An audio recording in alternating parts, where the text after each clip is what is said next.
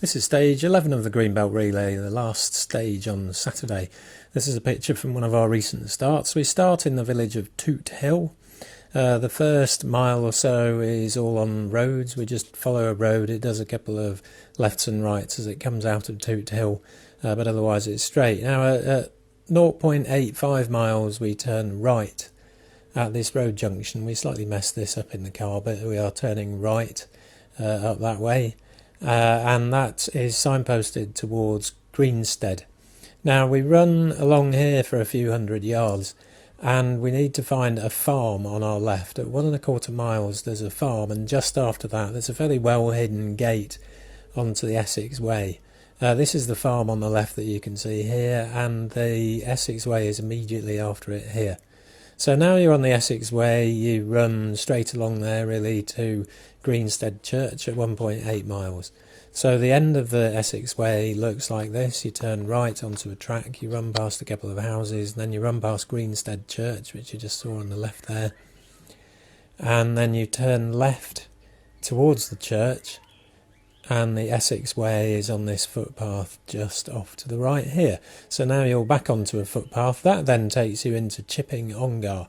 So at 2.75 miles you cross over this little concrete bridge here,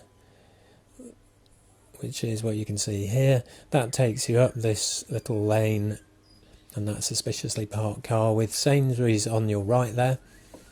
If you're running here you should run on the pavement on the right and turn right and cross at the zebra crossing. I'm on my bike here. This is Chipping Ongar High Street.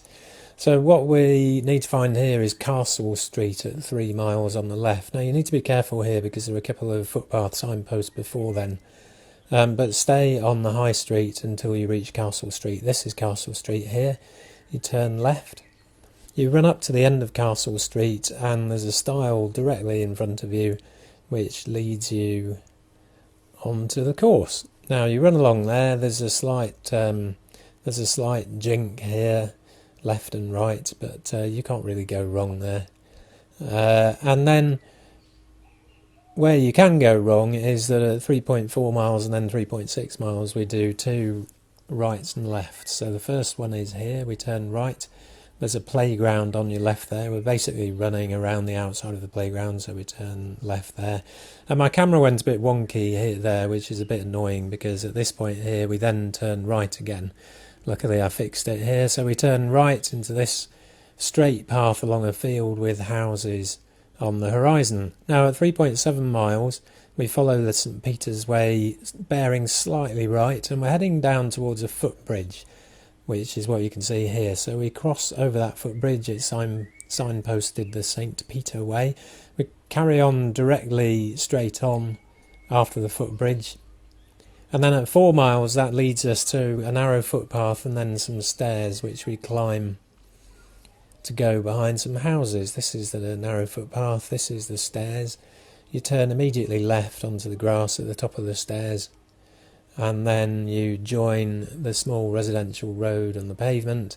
That leads you onto this narrow footpath and then onto our next waypost. So this is 4.2 miles. We're going to cross this road and looking for a path in the hedgerow on your left. This is quite easy to miss. People have done so in the past. So you run past these houses, you cross the road. There are usually parked cars here, and this here, right by this substation here, is the path, and then we're looking for that path straight ahead of you, which crosses this field diagonally. It's quite there are sometimes quite high crops in this field as well. Now 4.5 miles that path ends and goes through a thick hedgerow, and then we turn left. So this is the end of the path, this is the thick hedgerow that it crosses, and this is the concreted path on our left. Now this we now follow for about a mile. It goes past the little silo that you can see on the right there. Don't be waylaid by that, because we need to get to a farm at 5.3 miles and go through the farm and only then turn right. Now I've been through this hundreds of times without ever seeing anybody, so I was quite surprised to see quite a bit of activity this time around. But basically run past the farm, avoiding any terrifying farm vehicles. There's another one there. So you go past the farm, past this barn, past those trees which you can see ahead of you there, and there's a little pond on the right there, which is what those trees are around, and here is where we turn right. So this is 5.5 miles or so. So we go straight along there. 5.7 miles, the path crosses a big gap in the hedgerow. So the path bears slightly right.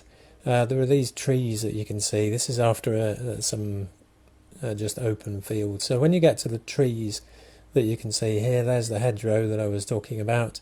You run down this path, but the footpath itself veers left. I think the easiest way to do it is to cross using this gap in the hedgerow that you can see here, but you must end up with the hedgerow to your right, and then you run along this field for another quarter of a mile or so with the hedgerow to your right. Then that veers off into this bridleway that you can see on the right here. That then emerges in basically somebody's front garden. I promise you that this is part of a footpath, but we run through this garden and we're looking to cross the road at 6.3 miles and straight over into Paslow Common Farm. So here we are running through this chap's front garden. We go through his gate, we cross this road carefully, and this is Paslow Common Farm, avoiding that suspiciously parked sports car on the right there. Now, when we get into Paslow Common Farm, we bear right. Paslow Common Farm don't seem to really like the fact that there's a footpath going through their farm, and this sometimes we have to mark around the outside of this courtyard here. But the course is what I'm about to show you here. We go around the outside of this barn, we go along that barn, and then we turn right at the end. There's usually junk blocking that way. And then we're onto a footpath which goes directly across this field here, and you can actually see Blackmore Church, the spire of Blackmore Church in the distance. You do a little jink through those trees there, and then at 6.8 miles we do a little right and left. The path runs out here, we turn right, and we're looking for this nicely restored footbridge that you see on the left here, which takes us over a little ditch. And Blackmore is absolutely dead straight ahead, and you should be able to see the spire here. We sometimes get crops in that field as well. And then this is the finish, so 7.1 miles. This is the end of that field. It then becomes a footpath. That then gets onto a small residential road. Watch out for traffic there. We then turn onto this road in Blackmore, and then there should be marshals here, but we're looking to cross the road and onto this little footbridge over a ditch into a field just by Blackmore Church. You can see Blackmore Church pretty much straight ahead of you there. We take a path diagonally across this field. At the end of that, it turns into a tiny little footpath through this hedge. That takes us in front of Blackmore Church, which is just to the right here. You can just see it there. We turn left and we're in Church Street, and that's the finish of the race. So this is the end of Saturday and a well-earned rest. So thank you, good luck.